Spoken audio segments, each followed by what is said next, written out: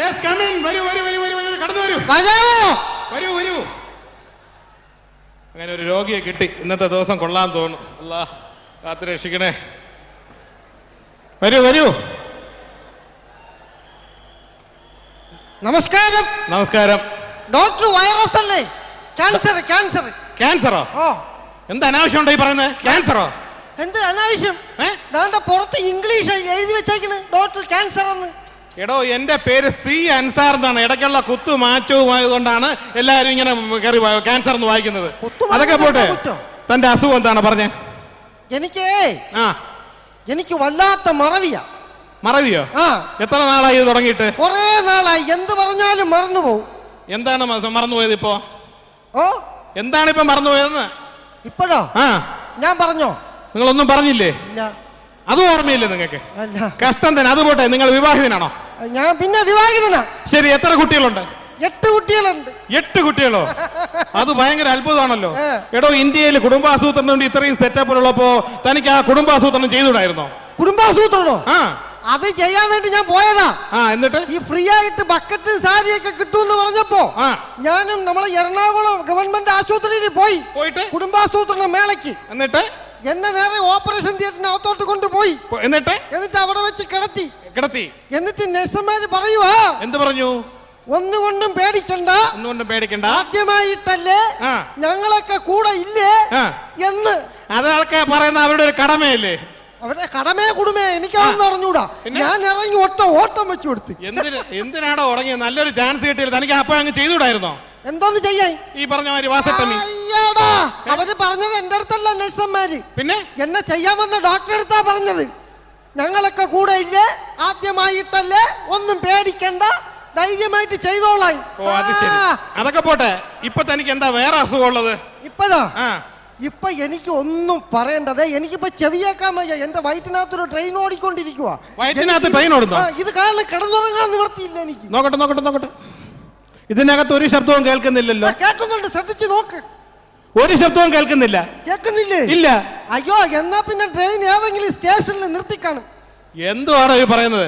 അത് പോട്ടെ, എനിക്ക് വേറെ രോഗികളുള്ള. തനിക്ക് വേറെ വല്ല അസുഖം ഉണ്ടോ? വേഗം പറഞ്ഞോ. തലവേദന ഉണ്ടോ? ഈ അസുഖത്തിന് ആദ്യം മരുന്ന്. അതാ ഞാൻ ആദ്യം നോക്കിക്കോട്ടെ. എടോ, തന്റെ അസുഖം എനിക്ക് മനസ്സിലായി കേട്ടോ. എന്താണെന്നറിയാ? തന്റെ കുടല് മറിഞ്ഞു കിടക്കേണ്ടേട്ടാ. കുടല് മറിഞ്ഞു കിടക്കണേ. ഡയബറ്റിക് സ്നോ സ്നീക്കർ എന്നാണ് ഇതിന്റെ പേര്. പിടിച്ചു നോക്കിയേ.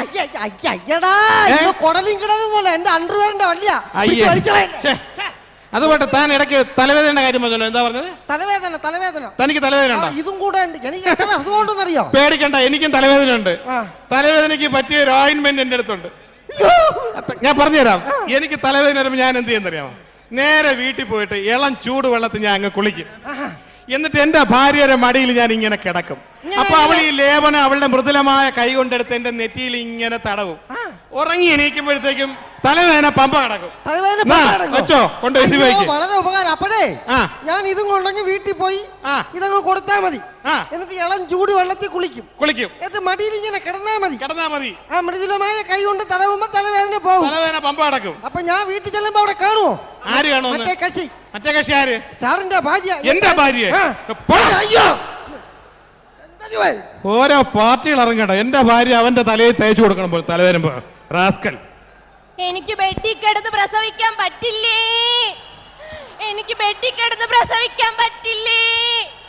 അയ്യോ ഡോക്ടറെ, എനിക്ക് ബെഡിൽ കിടന്ന് പ്രസവിക്കാൻ പറ്റില്ല. എന്താ പറഞ്ഞ? ബെഡിൽ കിടന്ന് പ്രസവിക്കാൻ എനിക്ക് പറ്റില്ലേ? അയ്യോ, അതിനിങ്ങനെ നിലവിളിക്കേണ്ട കാര്യമില്ല. 3 വർഷത്തിന് മുമ്പ് ഇതൊരു ഗർഭിണി കരഞ്ഞുകൊണ്ട് വന്നു, ആംബുലൻസിൽ വെച്ച് പ്രസവിച്ചു.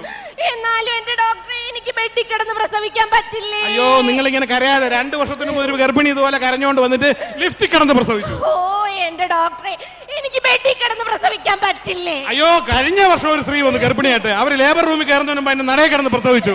എന്റെ ഡോക്ടറെ, എനിക്ക് ബെഡിൽ കിടന്ന് പ്രസവിക്കാൻ പറ്റില്ലേ?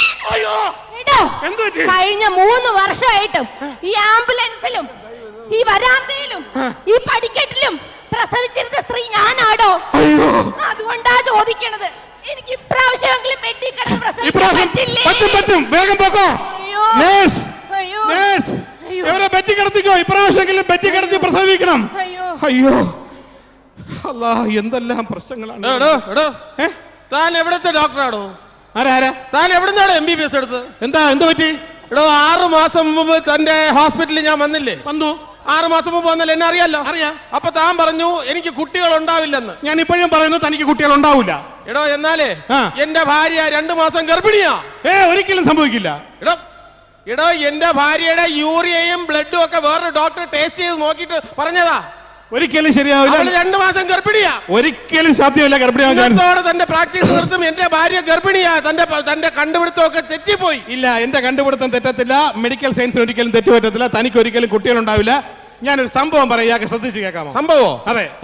അതായത് കാർഗിൽ യുദ്ധം നടക്കുന്ന സമയത്ത്, കാർഗില് അപ്പൊ പഞ്ചാബിൽ ഒരു കൃഷിക്കാരനുണ്ടായിരുന്നു, ദർബാറാ സിംഗ്. തികഞ്ഞ രാജ്യസ്നേഹി. അയാള് തന്റെ കരിമ്പിൻ തോട്ടത്തിൽ ഇങ്ങനെ വളവിട്ടുകൊണ്ട് നിൽക്കുമ്പോ ശത്രുവിന്റെ വിമാനം ഇങ്ങനെ പോകുന്നു. ശത്രുവിന്റെ പാകിസ്ഥാന്റെ വിമാനം വരുന്നു. ദർബാറാ സിംഗിന്റെ രാജ്യത്തിനോടുള്ള സ്നേഹം ആഞ്ഞു മനസ്സിൽ പ്രകടമായി. ഒന്നും ചെയ്യാൻ തീരുമാനിക്കാതെ ഒരു കരിമ്പ് വലിച്ചൂരി ആ വിമാനത്തിന് നേരെ ഒറ്റയേറ് കിടക്കുന്ന വിമാനം തകർന്ന അപ്പുറത്ത്. എന്തോ ദർബാറാ സിംഗ് കരിമ്പ് വലിച്ച വിമാനത്തിന് നേരെ എറിഞ്ഞപ്പോ വിമാനം താഴെ വീണു. ഒരിക്കലും നടക്കില്ല. ഇത് നടന്ന സംഭവമാണ്.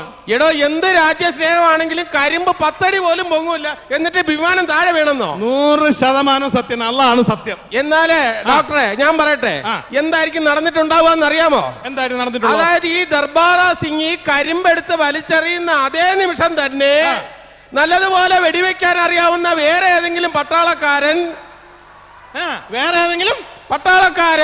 ഈ വിമാനത്തിനെ വെടിവെച്ചിട്ട് കാണും. പാവം ദർബാറാ സിംഗ് വിചാരിച്ചു കരിമ്പ് കൊണ്ടാണ് വിമാനം താഴെ വീണത്. യഥാർത്ഥത്തിൽ ഈ പട്ടാളക്കാരൻ വെടിവെച്ചിട്ടാ വിമാനം താഴെ വീണത്.